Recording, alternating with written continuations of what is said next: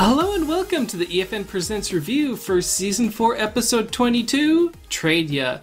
Joining me today from Mixology is DJ Midli. Hey guys, what's up? How's it going?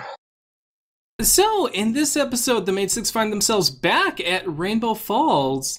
What did you think of reusing this location? Because last time it was more about the equestrian games, and now it's just, I guess, a new location that's being revisited, which we haven't seen them do too much. They haven't revisited Appaloosa as far as an episode taking place there. A lot of episodes, they don't really revisit locations, so what did you think about them revisiting Rainbow Falls?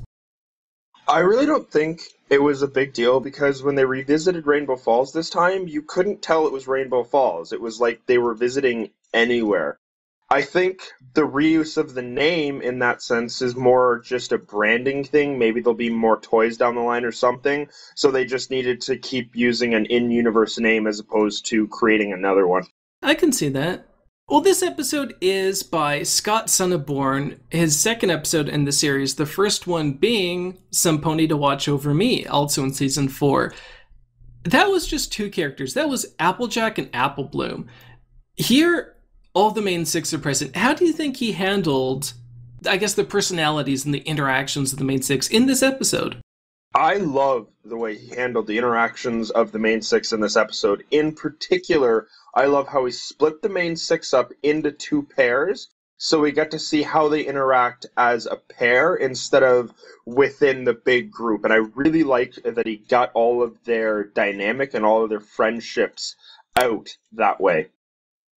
Well, there's certainly a lot going on in this episode. There's a lot going on in the background. You can actually see the different stories taking place in parallel.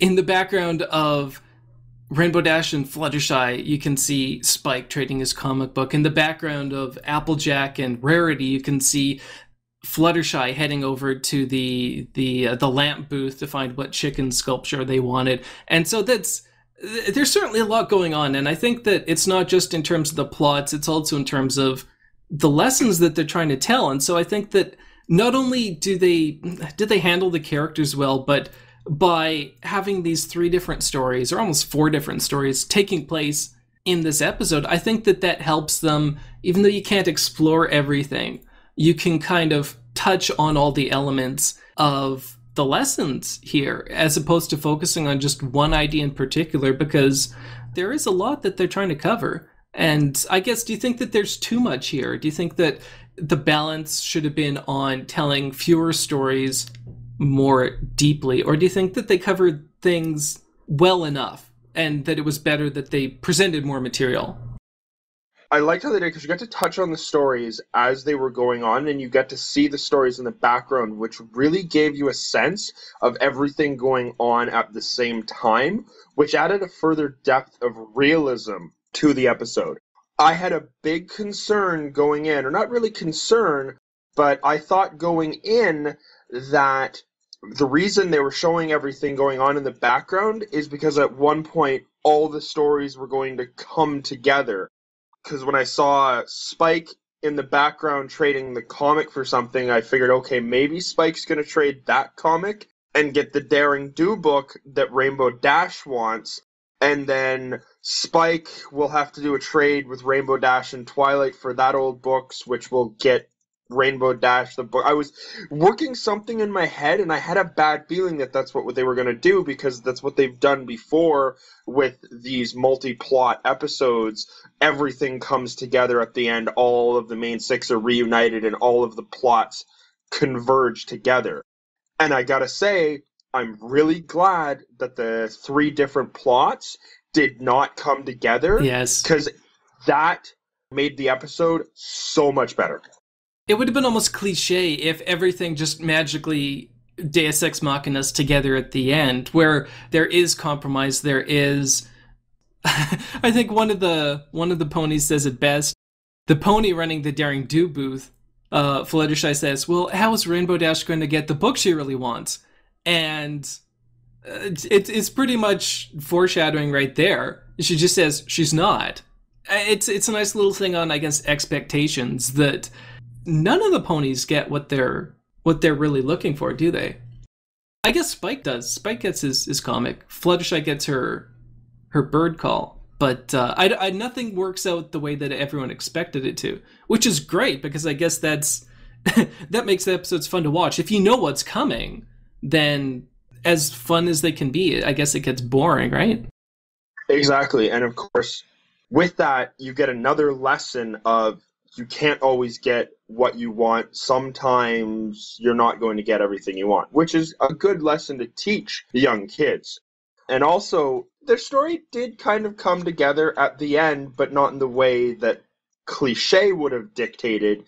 They all came together and they pretty much all learned the same lesson or a very similar lesson and get to discuss it on the train, which was kind of cool. But of course, with the exception of Spike, who went and got his comic book and yay. Well, I think this episode really comes down to exploring value, exploring worth. And I don't want to jump into that too much because I know I'm going to get sidetracked and there's other things I want to address first because that is just going to run away with me. I love how the episode revolves around that theme and explores so many facets of it, again, with all these plots going on. A couple points to cover first. Twilight is actually treated somewhat like a princess in this episode. It only took most of the season to do it. How do you think that was handled here? I don't think they really delved into it as much as I would have liked.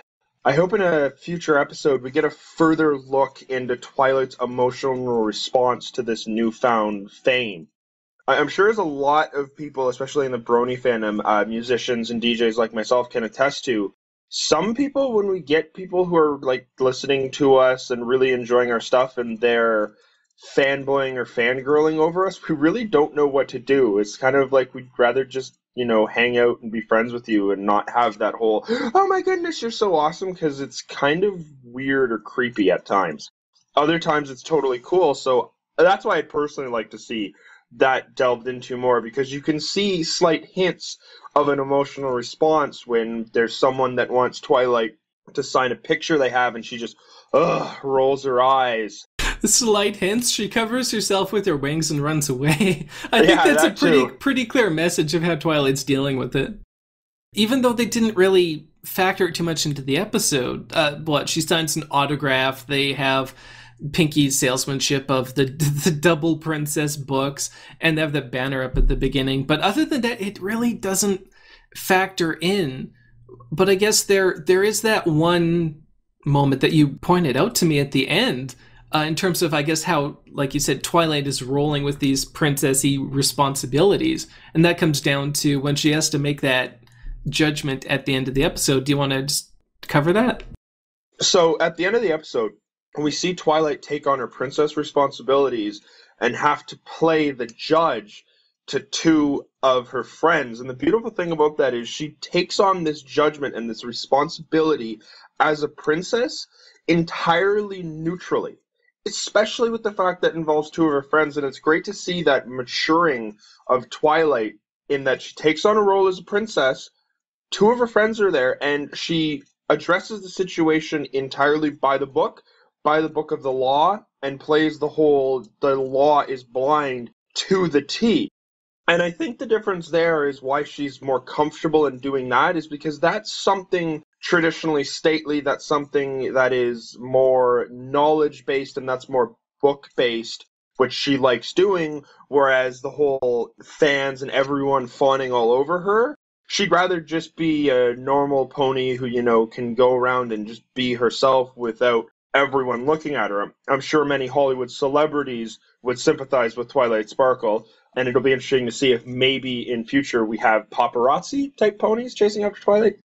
In this episode, Twilight really plays both roles. Throughout most of the episode, she just wants to be the regular person, and even though Pinkie intervenes, she even breaks the rules as far as accepting a trade that she doesn't consider fair. Though as soon as she has something officially princess-ish to cover, then it's kind of that code switching thing. She is 100% princess in that moment. She's not being biased by even friendships, close friendships, friendships with the other elements of Harmony. And so it's nice to see, I guess, both Twilights in this episode, or that Twilight can be a normal person when she's not needed as a princess.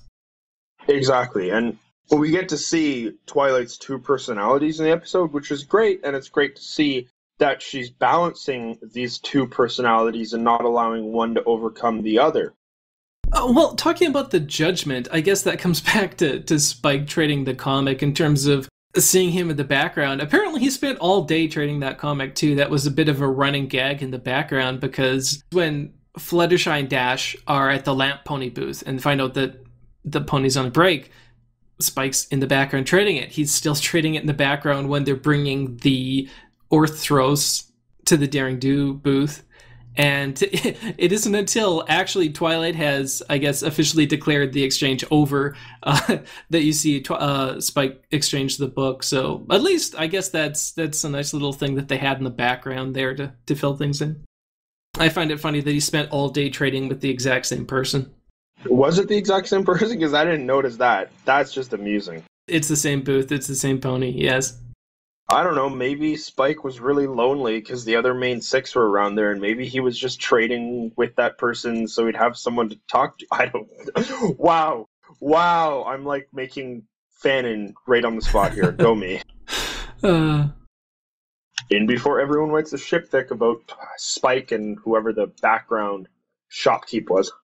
Yes. Oh, God. Well, I guess fanon aside for a moment, some more canon is the additional inclusion of Greek mythology with the Orthros, the two-headed dog, brother of Cerberus, apparently. And as we know, Fluttershy certainly has a way with... What episode was Cerberus in again? It's About Time, right? I don't know. That didn't really factor in, but it's, I guess... How do you feel about them taking a lot of these mythological creatures as opposed to making up a lot of their own things? Because I'm sure, like a lot of people, the Timberwolves were fantastic. How do you think about, I guess, defaulting to, in a lot of cases, actual mythological creatures? See, they default to actual mythological creatures, however, they do one of two things with them. There is a slight twist, or it's cartoonized. So... for example, the cockatrice being made not of the evil type cockatrices that we see normally, but instead this cute-ish little chicken. So that's number one, is that they use the cartoonized animals. Number two is they're using animals that not everyone knows are part of Greek mythology. For example, you mentioning that that's part of Greek mythology, that's the first time that I've heard that animal that was in the episode is actually part of Greek mythology. I thought today's episode was another made-up animal. Yeah, no, Greek mythology again. Actually, one of the animals killed by Hercules. Although I'm probably using the wrong pronunciation for what mythology I'm dealing with, but... but definitely cartoonized, obviously, again, with its particular demeanor. And you even have Pinkie Pie at the end saying, "Where's your double doggy?" Actually, okay, bringing it Pinkie Pie again. Some people have lumped this episode in with other episodes in season 4 that have kind of explored or had Pinkie Pie almost as Pinkie Pie as the idiot character. You know, when Spike was ghostwriting something saying, "Spike's a ghost," those sorts of Pinkie Pie being not silly, but absurd. Stupid. Pinkie Pie being stupid. Do you think that this is one of those episodes, or how do you think that Pinkie Pie's character was dealt with in this?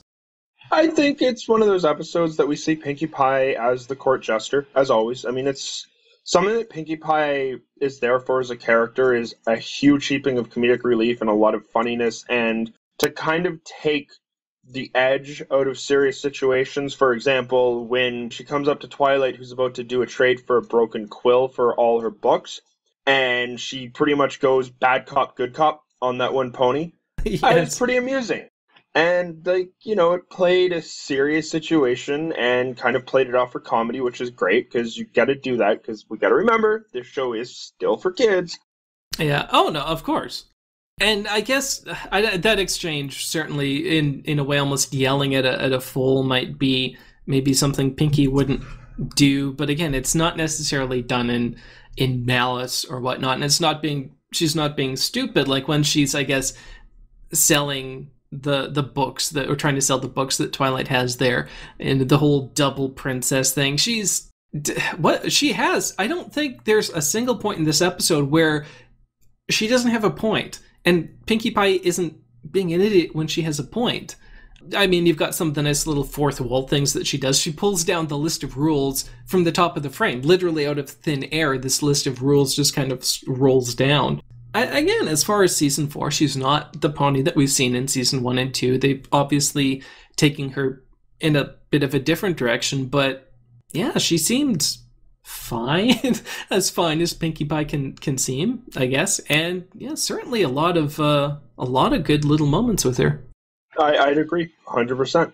The comedy that she did, it wasn't played off too stupidly. Like, we see Pinkie Pie as a court jester, yes, but we don't see her as the stupid court jester. We see her as the silly but kind of has a point court jester.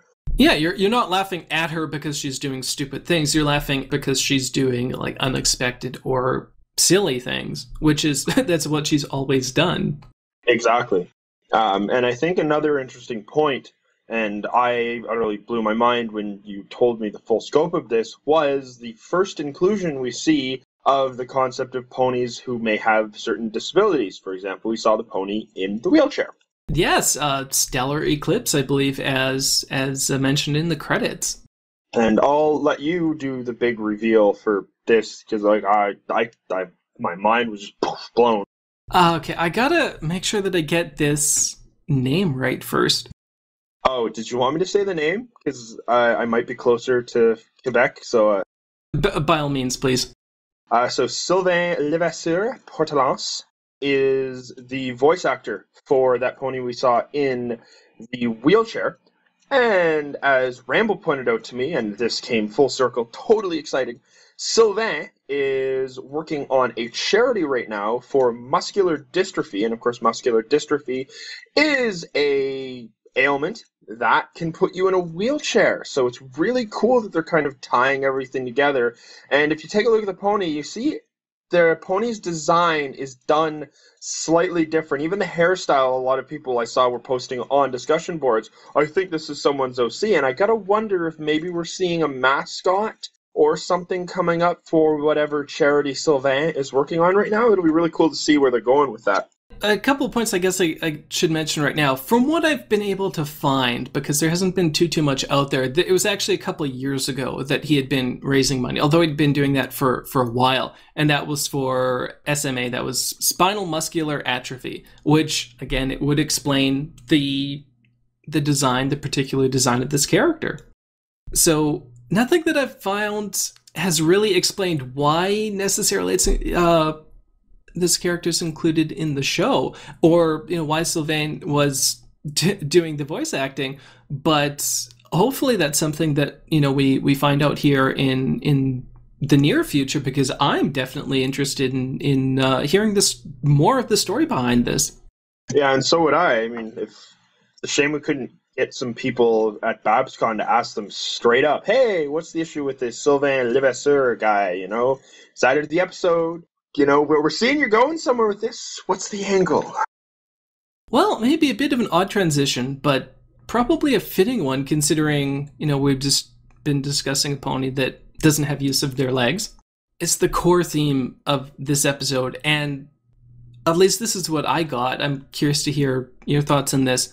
This episode was all about value. It wasn't just about what Rainbow Dash was talking on the train. It's really about the value of physical objects, of relationships, of time, of really everything that can have a value, a sentimental value, a monetary worth.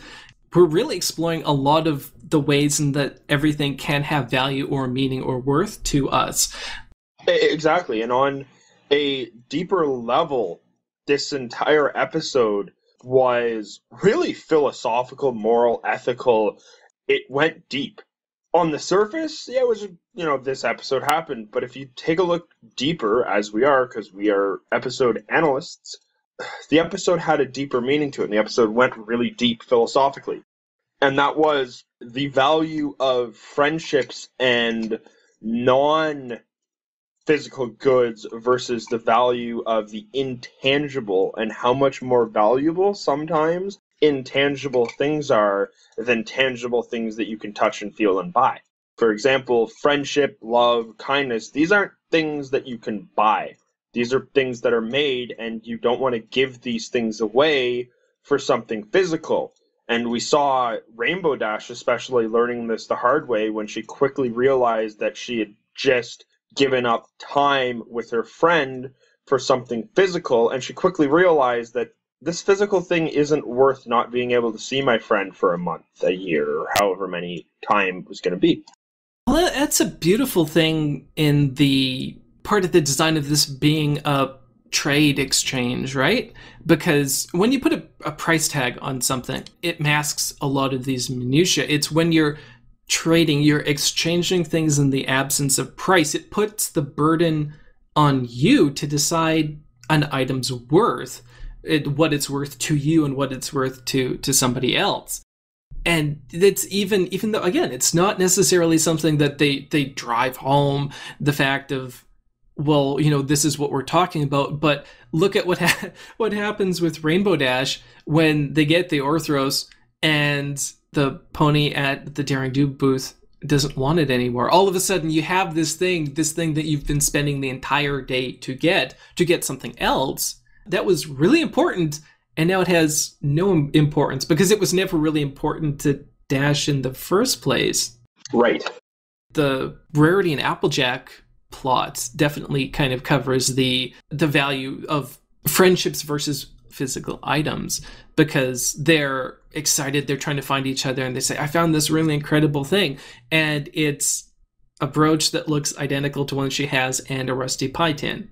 But for whatever reason, this has value to them, but then they have to weigh that against what their friend wants, which it's kind of cute because we've seen Applejack and Rarity fighting since Look Before You Sleep in season 1, and now they've come full circle. They're doing the opposite. They're fighting over who's going to be the better friend, right? Right. The Applejack Rarity subplot really reminds me of the episode Lesson Zero, where Twilight is concerned that her letter to the princess is going to be late, and she ends up completely freaking out over this. And her friends keep dismissing her concerns. It's like, what are you so concerned about? Just relax. And is it a convention? Someone was talking about the episode and summed it up just beautifully, that even if someone's problem isn't real, you should take their feelings and their concerns seriously because their feelings are real. And that's kind of what we see here. Neither of them really understand the value that these items hold for their friends. In fact, they end up challenging their friends of how this is so important to them. But in the end, they acknowledge that. They acknowledge that these items that they don't understand, they themselves wouldn't in a million years want or trade for. They acknowledge that it's important to their friend. And so I think that's a really good summary of, I guess, the lesson from their storyline is that even if something doesn't have a value to you, you can acknowledge the value that it has to others. But at least they acknowledge that those aren't really things worth fighting for. A pie plate that bakes pies 5 seconds faster, it's kind of inconsequential when you're weighing it over maybe something that your friend wants. And I guess that really comes home in Fluttershy's constant sacrifices throughout this episode. Exactly, and I think maybe the episode in a deeper concept might be about not letting yourself and not giving up too much of yourself just for the sake of your friends. Even though Fluttershy doesn't exactly learn this lesson, you can kind of see it hinted at. Well, it's nice that Fluttershy comes out in the end with something that she was wanting, because ultimately what she was looking for wasn't grand or anything like that. It was changing a bear call for a bird whistle. And I love that the thing with Chekhov's bear call, they have it mentioned at the beginning, they show it, and it actually factors into the Rainbow Dash and Fluttershy arc in terms of how they managed to get to the booth, which gives them an excuse for her to lose it. So not only does she not get what she came there for, but she loses what she had when she started, because she's been helping Dash all day. Exactly. And she lost that thing, but in the end, she got what it was again through that wonderful friendship tying everything together, and friends being more important than physical good. I knew this was going to run away with me, because not only is every subplot have something along those lines with Twilight's books, it's she's trying to get rid of them because, well, they're a burden, they're taking up room, they have no necessarily monetary value to her. She's giving them all away for a broken pen. But then she realizes that, again, they have some sentimental value there too. So again, you've got this balance of a worth to yourself versus worth to another individual, or value to yourself versus value to another individual. And you even see that in the little exchanges between Rainbow Dash and all the other booths as she tries to get that book, where they spend all this time, they've got like band-aids and glue and string to get that crystal chalice put back together, that the person immediately breaks because it had no value to them as a whole chalice. The pieces were what was important to them, right? So that's again, people saying that there's too much going on. It's in that you're seeing all of these little examples of every, I guess, combination of value and worth to yourself or to others, right? And again, ultimately deciding what is important. And I guess maybe in Pinkie Apple Pie, Goldie Delicious, with her house full of things, maybe she could take that lesson to heart there in terms of finding what's really important in your life. Well, to be honest with you, Golden Delicious, she might be well suited to kind of go to that exchange and offload all her stuff like Twilight was thinking of doing to offload all of her stuff. As you mentioned, Golden Delicious's house, the word house reminds me of the one thing that this episode made me think of, especially when Rainbow Dash's gotta get this item for this item for this item for this item, is the red paperclip story out of our home and native land of Canada. Yes. In which a gentleman traded up a red paperclip for a house. And the story of this is utterly insane. He traded the paperclip for a fish-shaped pen. He traded the pen the same day for a hand-sculpted doorknob. He then traded the doorknob for a Coleman camp stove. He then traded the camp stove for a Honda generator. He then traded the generator for a IOU instant party. So basically instant party, an empty keg, an IOU, and a Budweiser sign. He traded that instant party for a Ski-Doo snowmobile. He traded that to a radio personality in Quebec. From that, he traded the snowmobile for a two-person trip to Yak, British Columbia. He traded the two-person trip for a cube van. He traded the cube van for a recording contract with Metalworks in Mississauga, Ontario.